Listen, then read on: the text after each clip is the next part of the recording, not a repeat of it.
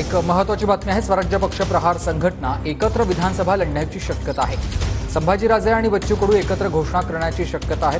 संभाजीराजे 9 ऑगस्टला अधिकृत घोषणा करणार आहेत। बच्चू कडू आणि संभाजीराजांची एकत्र विधानसभा लढण्याची तयारी झालेली आहे। महत्त्वाची बातमी, संभाजीराजे आणि बच्चू कडू आता विधानसभेची निवडणूक एकत्र लढणार आहेत, त्या संदर्भातली तयारी सुरू झालेली आहे। दरम्यान अधिक माहिती देतात माझे सहकारी योगेश बोरसे आपल्याला।